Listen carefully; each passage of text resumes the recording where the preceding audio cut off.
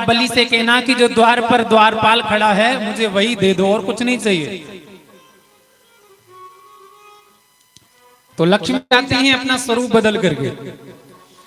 स्वरूप बदल करके जैसे ही लक्ष्मी जी जाती हैं तो द्वार पर देखा है तो बॉडीगार्ड खड़ा है, भगवान खड़े हैं लाठी लेकर के द्वार पर। जैसे ही लक्ष्मी जी पहुंची भगवान बोल पड़े, कहो देवी कौन हो, कहां जाना है।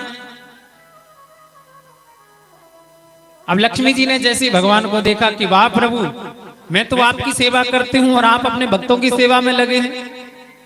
कोई बात नहीं, लेकिन मैं आज आपको लेकर ही जाऊंगी बैकुंठ में।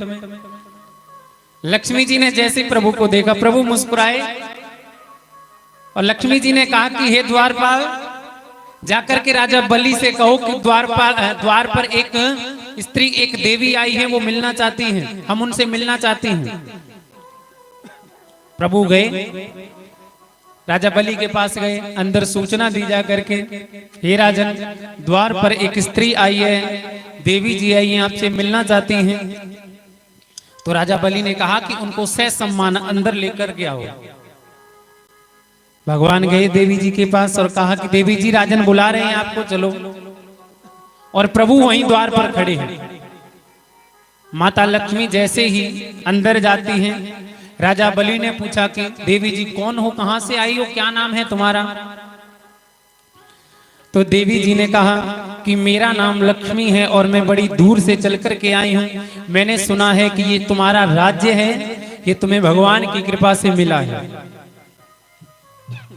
और जिस प्रकार से स्वर्ग में देवियां रहती हैं, उसी प्रकार मुझे वरदान मिला हुआ है कि यदि मेरे हाथ से कोई रक्षा सूत्र बंधवा ले तो सदा के लिए वो अमर हो जाता है और उसका राज्य अचल हो जाता है।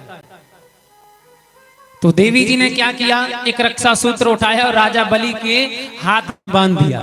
राजा बलि के हाथ में बांधा और कहा कि ये तुम्हारा राज्य सदा के लिए अमर रहेगा।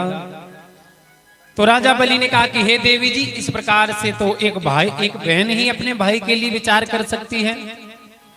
मैं तुमसे बहुत प्रसन्न हूं, कहो तुम्हें क्या चाहिए, तुम्हें क्या चाहिए।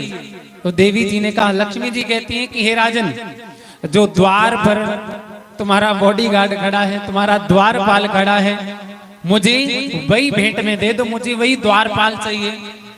अब राजा बलि ने जैसे सुना कि ये साधारण सी स्त्री उस द्वारपाल को क्यों मांग रही है, और मुझे तो पता है कि वो द्वारपाल कौन है, राजा बलि को तो पता है क्योंकि वो भगवान है, लेकिन इस देवी जी को कैसे पता, इस स्त्री को कैसे पता। अब जिस दिन राजा बलि की कलाई पर रक्षा सूत्र बांधा था, वो कौन सा महीना था, सावन का महीना, सावन की पूर्णिमा थी। इसीलिए हमारे सनातन धर्म में उसी दिन से रक्षाबंधन का त्योहार मनाया जाने लगा। कब से मनाया जा रहा है, ये सतयुग से चला आ रहा है। राजा बलि के हाथ पर जब माता लक्ष्मी ने रक्षा सूत्र बांधा था, सावन की पूर्णिमा थी, तो भगवान को जैसे ही माता लक्ष्मी ने मांगा, उस स्त्री ने मांगा, तो राजा बलि कहते हैं कि देवी जी आप कौन हैं, मुझे दर्शन कर दें, क्योंकि आप साधारण नहीं हो सकती उस द्वारपाल को मांगने वाली। तो माता लक्ष्मी ने अपना चतुर्भुज रूप प्रकट किया, राजा बलि को दर्शन दिए। बोले लक्ष्मी मैया की।